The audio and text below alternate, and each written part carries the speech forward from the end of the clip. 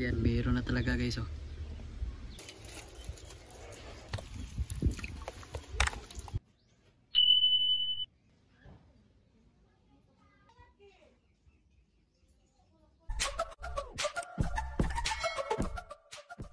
Ayan na po guys, ito po yung na-breed natin na Glow Tetra.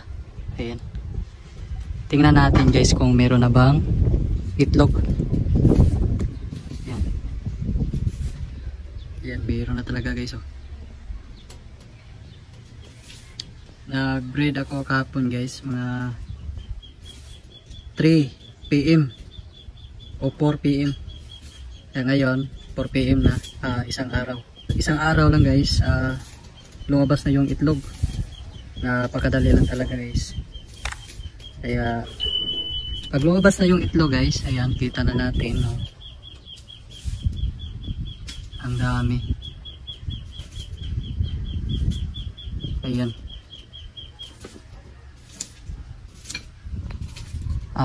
Nalabas ang itlog guys, kunin lang natin yung mga breeder. Kasi pag mapisayan na hindi pa nakuha yung breeder guys, ay kakainin nila ang mga fry o anak nila. Kaya kunin na natin yung breeder guys. Tinakban pala natin guys ng net para hindi pumasok yung lamok.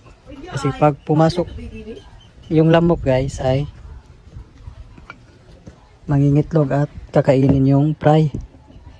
Kaya dapat talaga takpan natin guys para hindi makapasok ng lamok. Ayan.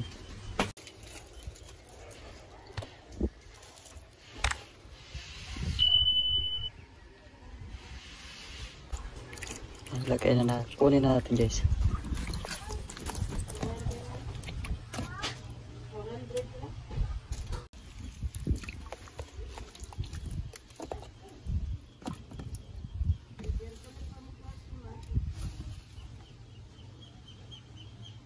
Babalik na natin sa lagayan nila guys. Diyan. Yung mga babae. Itong mga lalaki guys, ilagay natin sa mga lalaki din. Sa nagtatanong dyan na pwede bang walang air pump, pwede po kasi wala po akong air pump sa pag-alaga ng isda. Yan lang po. Ayan. Puro po ito mga ano guys, mga lalaki. Ayan.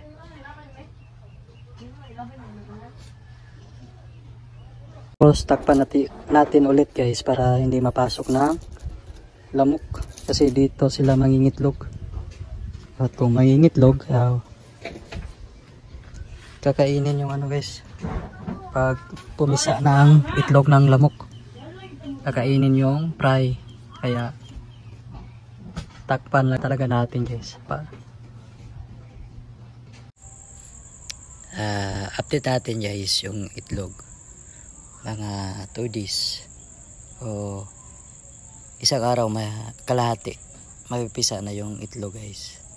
Ayan, ito pa yung update natin guys. 2 days na pisa na yung itlog at ito na yung fry. Bale 7 days na to sila guys. Matagal ko lang na update kasi meron tayong kunting trabaho.